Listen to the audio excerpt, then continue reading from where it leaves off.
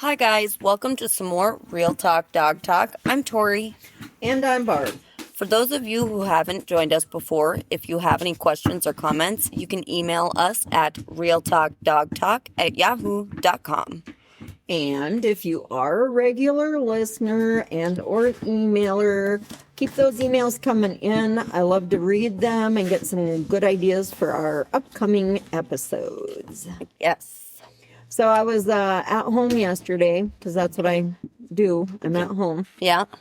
And I guess I am, a little too trusting of my dogs when they bark. I don't just go flying out there. I mean, it could be a deer. Yeah. It's harvest. Could be a tractor. Fox, yeah.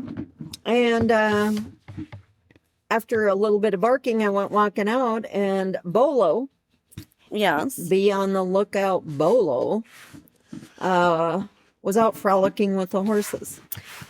Well, she probably thought she was one of them. She's like, I think I'm one of them. Look at him out there. She would be wrong. Yeah, very wrong. I don't know if you're listening today, maybe you weren't listening a month ago, but Bolo escaped about a month ago as well. Yes. And had gone through the fence, the mesh. Yeah. Spread it. I don't know how she got out yesterday. I'm trying to figure it out. I think she might have gone over. I don't know. I'm surprised she didn't the first time because she's bouncy and tall and long. Yeah, she is. She was happy to come in. Oh, good. Not like it was a true escape issue. She just had to go meet them. I guess so. They had fresh water, so maybe she thought theirs was different than hers. Yeah, this is flavored. Yeah. Yeah. It's what we don't know. Yeah. But anyhow, so I am going to go home today. Yes. And do a thorough inspection of our dog fence. I am not real sure what's going on. We'll have to find the escape route. Well, it used to just be Ziggy who occasionally would, take off. Yeah. But he was more of an explorer. He likes to go in the long weeds behind the house and the trees and see what's out there, where Bolo seems to be more of a frolicker with the fun. I could see that, just bouncing around. Like a gazelle. Yeah, I could see that. And that's the thing. I don't think she wants to leave. I mean, I think she just wants to see what's out there in the yard. Right. Well, I don't think any of the dogs really want to leave. I know Minty got out one time when I opened the gate and went walking in. She shot out and then was in a panic, how do I get back in? Right. She's like, wait, I don't think I want to be out here. I am on the wrong side. Yeah. Yeah. So I didn't know it was what? Be prepared, Tori. Yeah. If I cannot find the route in which she took, this weekend may be spent together. Yes. Bonding over broken fence. We'll have to check it out for sure. Yeah, I am curious on where she's getting out. Although it was tricky finding because Ziggy had a couple ways of getting out too. Yeah. We had to find those. I think we found them all. He actually was an up and over dog, which he's well, and I saw him do it one time. It's not a quick thing. No, he kind of teeters on the top, and then his big head takes him over, and his butt end follows. It's not a pretty thing, but he can go over if he wants. Yeah, which is surprising. He's as quiet as he is when he's doing it. Oh, I took the trash out one time, and I knew he was going to escape because he's naughty like that. Yeah. I got to take the trash down this long driveway. Yep. So I'm rolling this big bin, it's going down the rattly wheels going down the driveway, and all of a sudden I heard what sounded like a horse coming behind me. Yeah.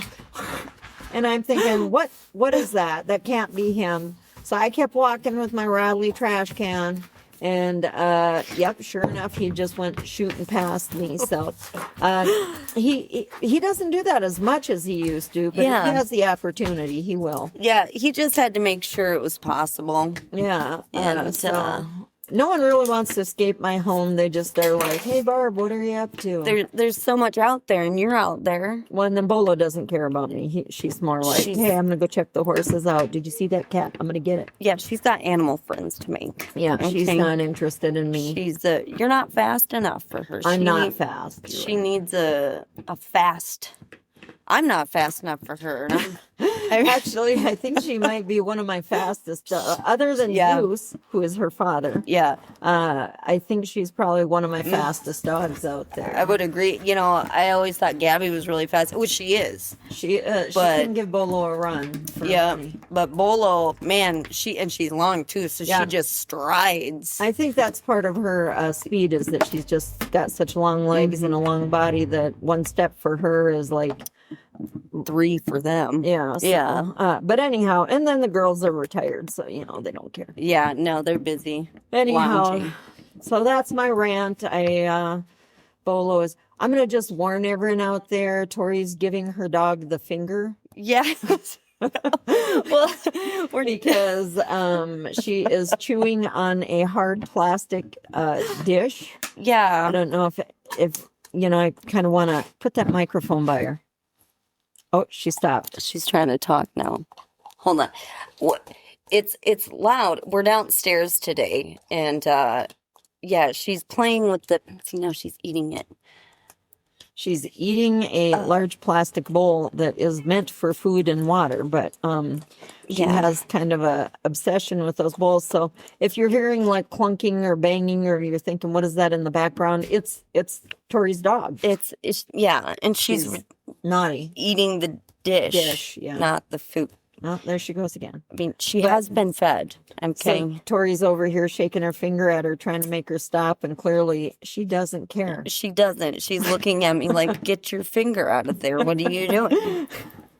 Okay, yeah. Anyway, But yeah, just letting you know, there may be some background noise. yeah, it's just annoying puppies, dogs.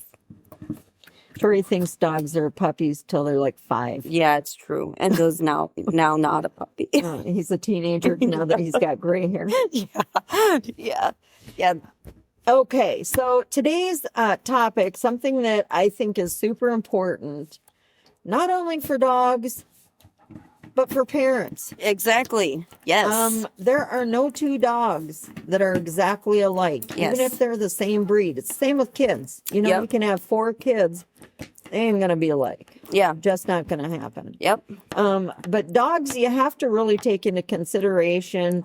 You can take into consideration their breed, but as I said, even within the one breed, no 2 dogs are really alike. Well, I've got some extremes here in my house. Everything about your house is extreme. It is. I got some super sassy, rambunctious. Crabby. Yeah, and now Enzo, he's just a couch potato. I mean, he doesn't leave him alone. Okay. Yeah. So, Yeah, I mean, you have to really think about what you have for a dog. yeah.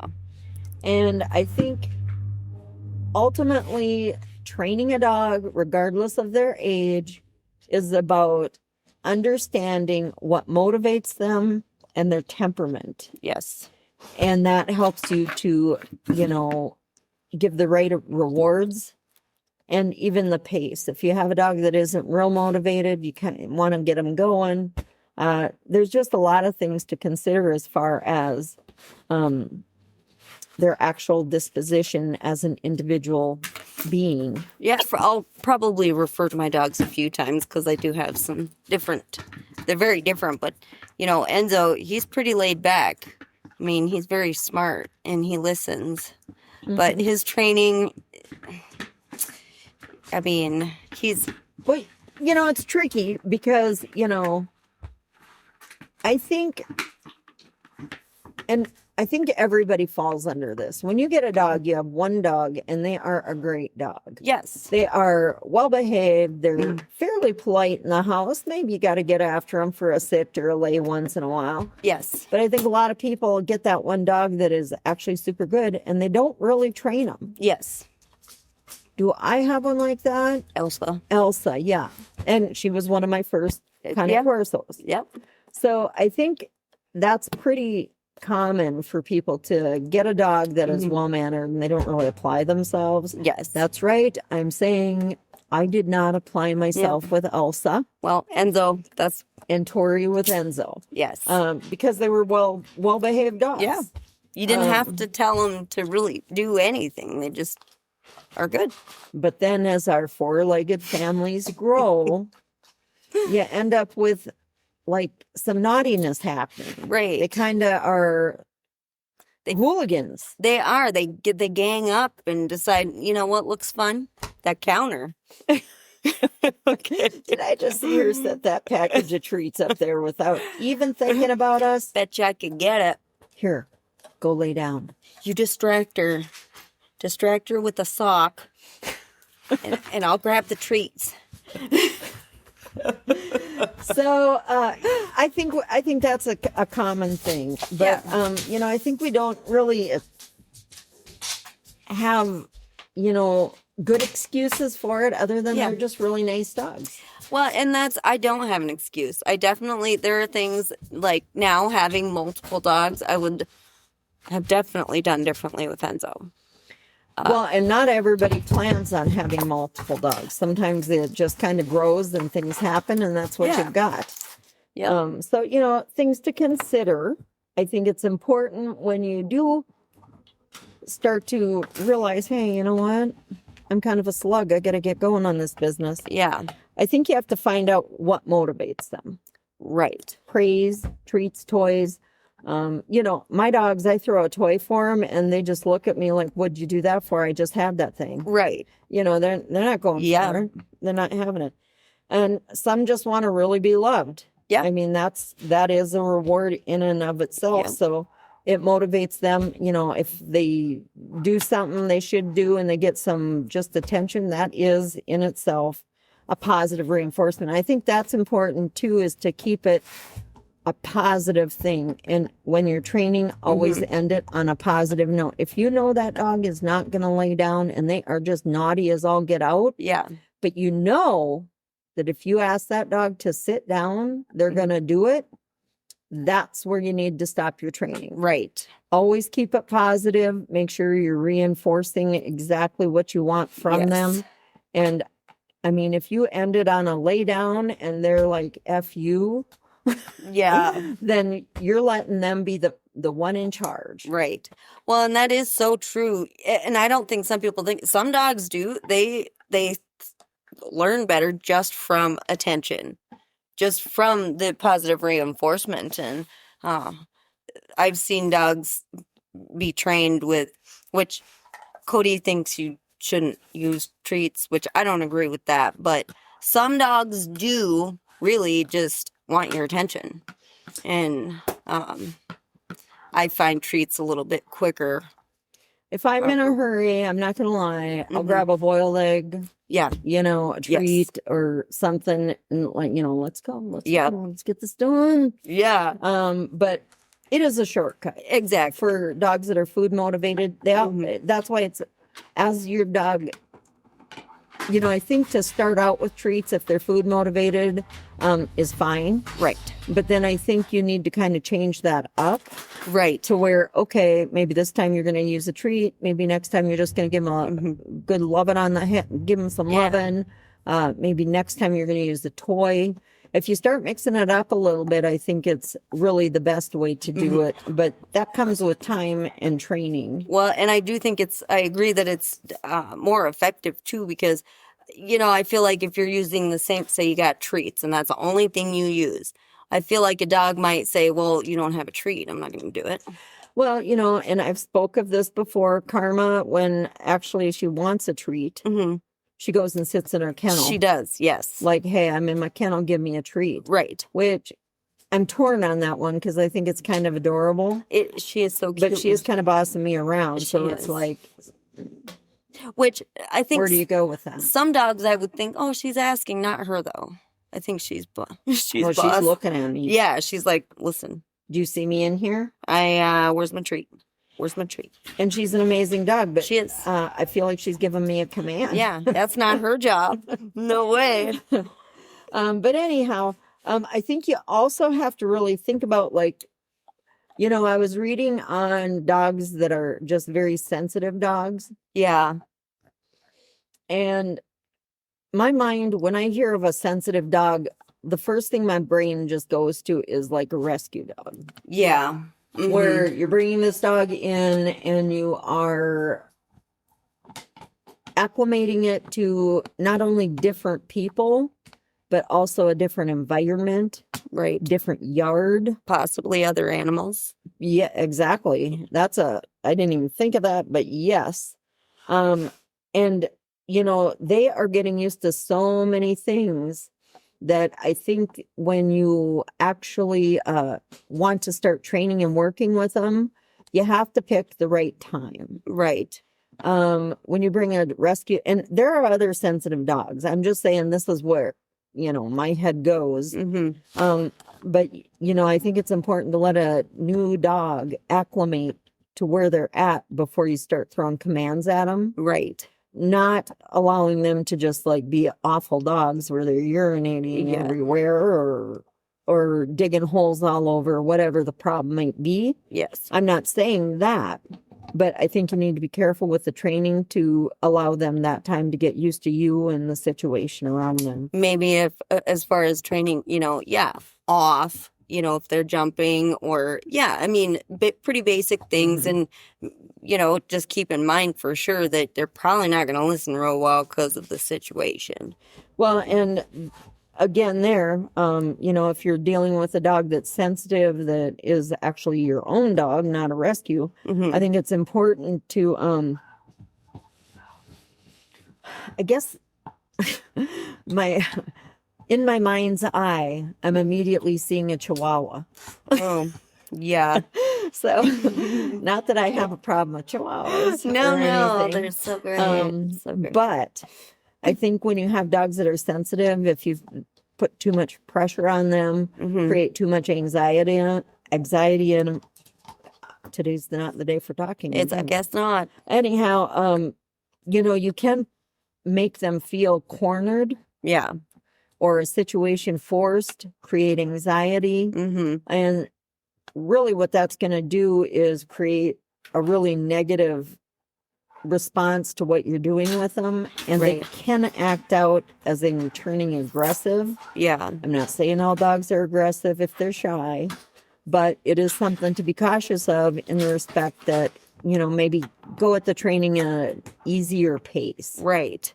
I will say, Tito, he is not a rescue, but he is a sensitive dog. If I'm getting after somebody else, he's gone. He's in his kennel. He is like, nope, I don't. And if I'm getting after him, I don't really have to say that much. I can, get after him once and he's just like, whoop, I'm sorry.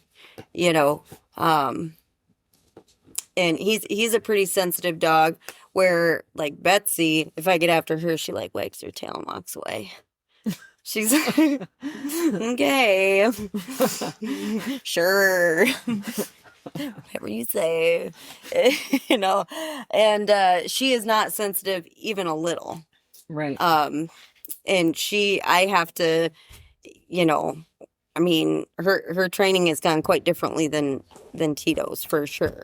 Well, and that's, I think, what we need to be talking about is, you have multiple dogs. Yes. And within your own home, one Mhm. stable home, Yep. you are the overseer, the adult, the Yep. person they have to listen to. So you're one person Mm-hmm. and you have so many personalities underneath that. Yes. And not one of these dogs is the same as the other. They're so different. So different. I think that's really the thing that you need to look at. One, multiple dog homes are getting to be very common. Yes. So you can't do blanket treatment with them. I mean, Yeah. you have to individualize each dog, Mhm.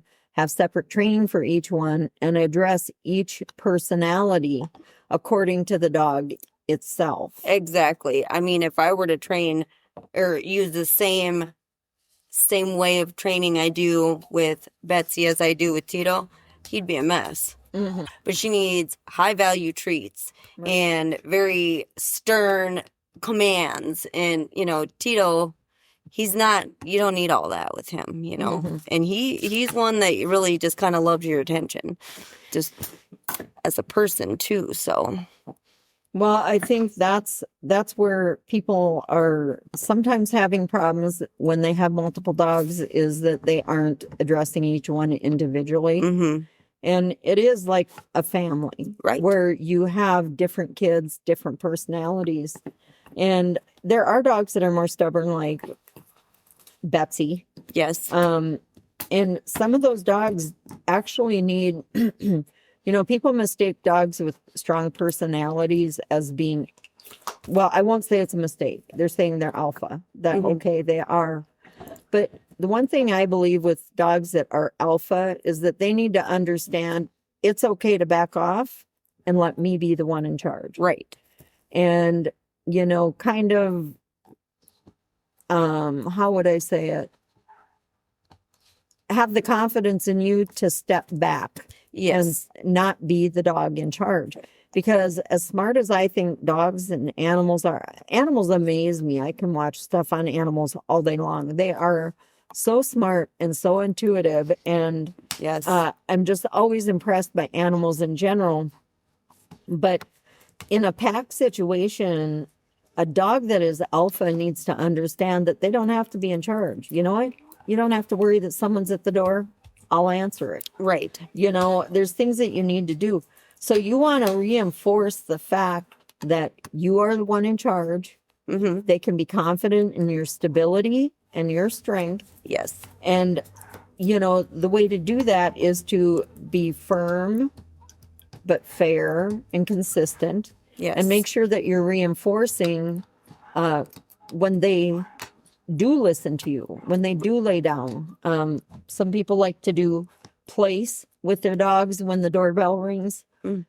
They just need to understand that you're the one in charge and you're the one that, you'll take care of it. right, yes, And so you can call them stubborn dogs, alpha dogs, whatever you want, but they, in a home situation, need to understand that it's okay for them to not be in charge. right. And they do need to understand when you do have multiple dogs, you as the owner are the one in charge. The one in charge. You're the pack leader. Yep. Yep. So, and if you allow them, I mean, Enzo thinks he's my sidekick. Like he's, Oh, he's so ridiculous. yeah, he thinks he's right there with me. And it's like, whoa, buddy, Hmm. no, Whose fault is that? that's my fault. As long Poor as you training, know. yeah. As long as you know. Yeah. Oh, he reminds me all the time. Another thing to consider Yes. is energy level. Oh, yeah, definitely. And actually, we were talking just before we started this podcast, Yep. this episode, and you were talking about, I'm thinking about ways to be nice to dogs that are calmer and quieter and all that. hmm And you brought up, oh, well, you motivate them, you get them going. And I'm thinking, oh, I didn't think about that. Yeah. Yeah. Well, some dogs you absolutely do not need to motivate because they've got it. Mm-hmm. But yeah. Yeah. So, I mean, even if you have a dog that really isn't real motivated, hey, yeah, grab some people actually just use their kibble for training treats. Yeah. I don't think Stick my some in their dog, pocket. yeah, my dogs wouldn't fall for that. No, mine wouldn't either. They'd But be like, what is this? yeah. Mm-mm. So, it's a good way. Training can get them motivated, get them Yep. going. You don't want to be too shocking with the dogs that are, low energy and be like a bull in a china shop with them. Right. They wouldn't know what to do. They'd be yeah. like, And Bolo is a dog that she really loves activity and running. So her, I have to use, although she won't fetch. I've said that before. Yeah. You know, she just looks at me like you just threw my toy across the frickin' yard. It's so funny because JoJo, you'll throw a stick for her and she bounces on it and comes back to you. Yeah. She don't bring the stick. She just bounces on it. And well, and the dogs at my house play tug with sticks, which doesn't even seem fun to me, but yeah. But also with the low energy dogs, you know, I kind of going back there, you know, you're talking about bringing their energy level up. Yes. And I think it's interesting because we both have similar situations, but we had two different angles on it. And yours was to raise their energy level, and mine is to like, hey, chill. Yeah. Chill. So, which is odd because you're a couch potato. I am. Yeah. I don't want. Yeah. Put that energy away. Yeah. So it's odd. It kind of came up with two opposite. Yeah. And that's fine because there is not exactly a right or wrong to dog handling. Right. Yep. Well, and Enzo, you know, I mean, Endo is a couch potato. If I want him to do anything, I have to like boost it and like kick his butt, like get up. It's, you know, like you're just a lump on the floor. Come on. And you feed him all the time. Well, yeah.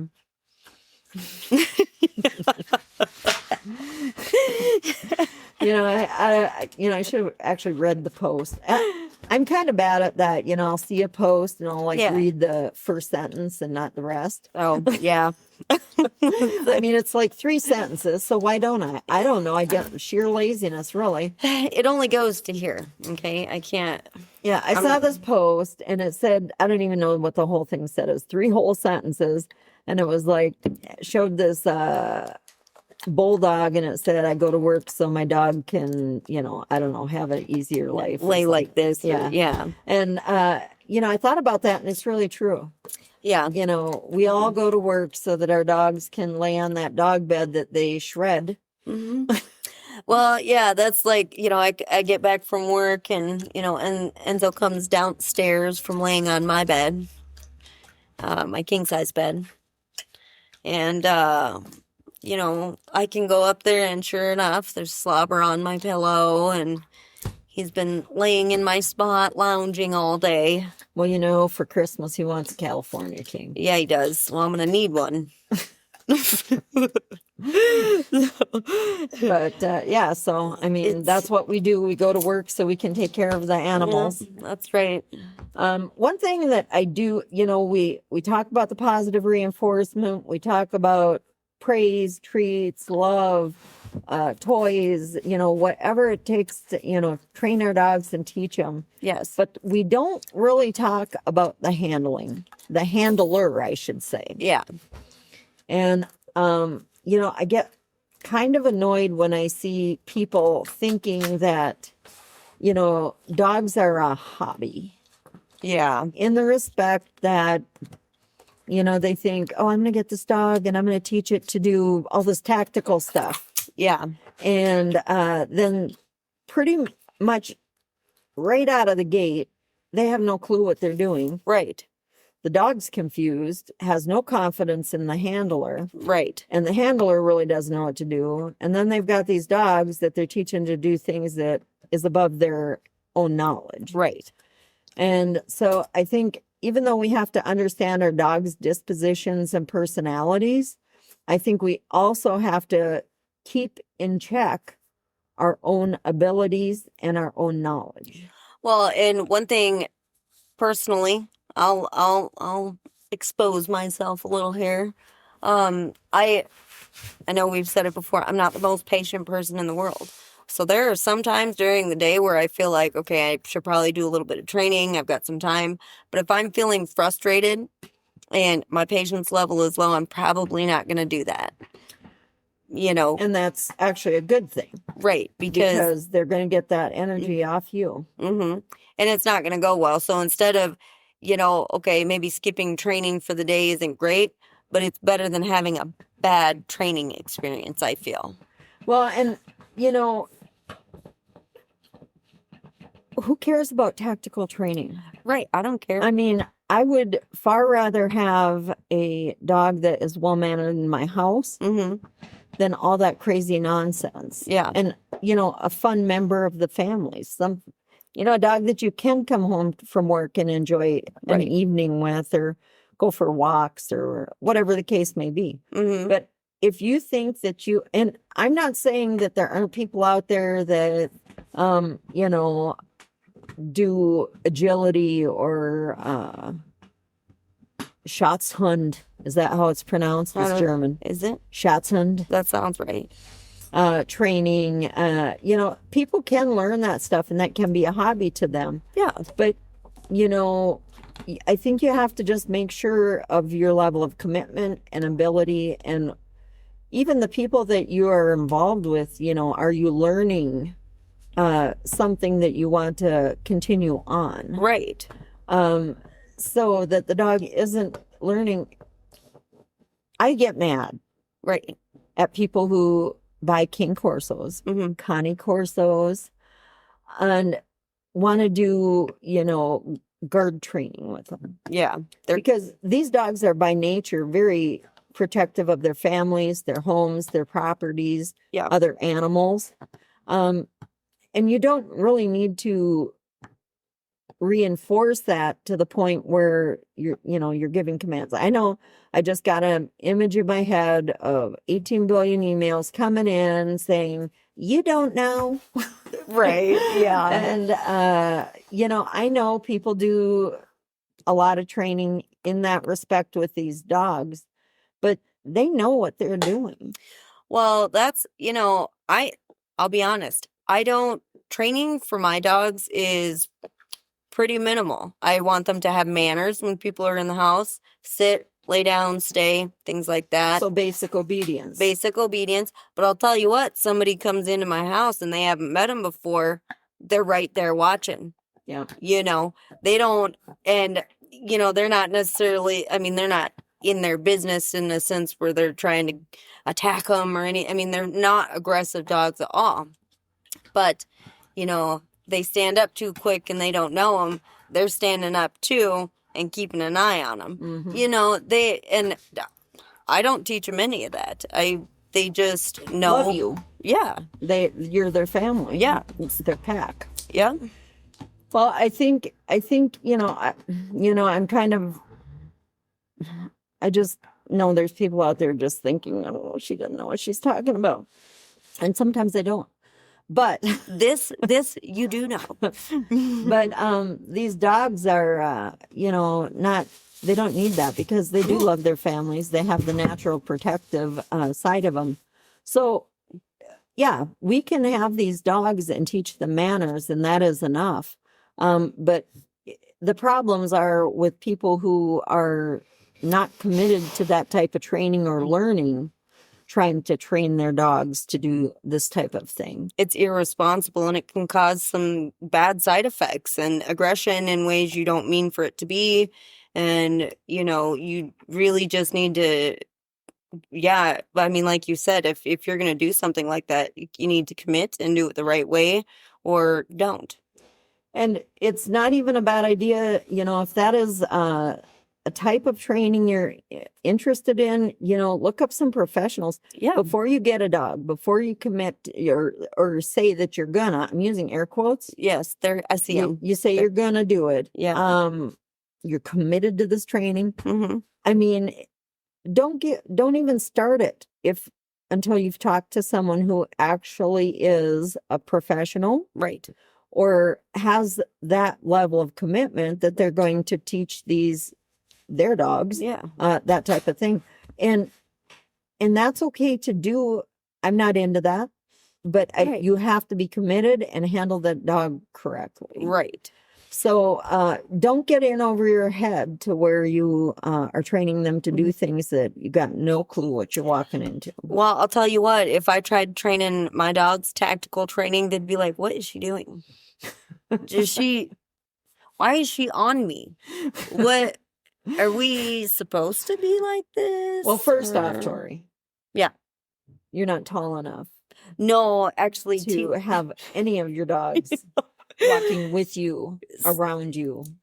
Yeah, Tito still tries to walk underneath me. And usually he knocks me over. Yeah. Because, yeah, he doesn't fit anymore. Mm-hmm. And if I'm not paying attention, I mean, he's like a bull in a china shop. He puts his head down and he walks. So, and you do a backwards somersault. That's right. Yeah. So, assess your own abilities. And there is no shame in just having a dog that is a well-mannered dog that has basic obedience. Yes. I mean, that in itself is awesome and sometimes more than what most people do. Right. So, not only do you need to assess your dog's personalities, dispositions, energy level, but also your own. Right. Yes. And you really have to be honest with your own abilities on things, because I think confidence is great. Awesome if you have it. You should. Everybody should. But be very realistic, because you're going to confuse the heck out of your dog. I mean, that is true. And that's actually some of the reason that, this could go a lot of ways. I was going to say that, dogs end up in shelters and then that goes somewhere else. So I'm not going to go there. I'm not doing it. No. Right. But, you just got to use your head when you're handling dogs. I mean, not everybody is meant to be, a cadaver dog. Yeah. Or a bomb dog or whatever, I think for me, there's no better feeling than, curling up on couch after a day of work and, watching Alfred Hitchcock with, Gabby curled up by me. And actually, I got to say, I replaced my furniture recently, and this couch is not as deep. Oh, yeah. So Gabby and I are having a go around over who gets to actually be on the couch, and they do sometimes push me off. She loves you. Yeah. Well, what is that? Because they want to cuddle with you, but get out.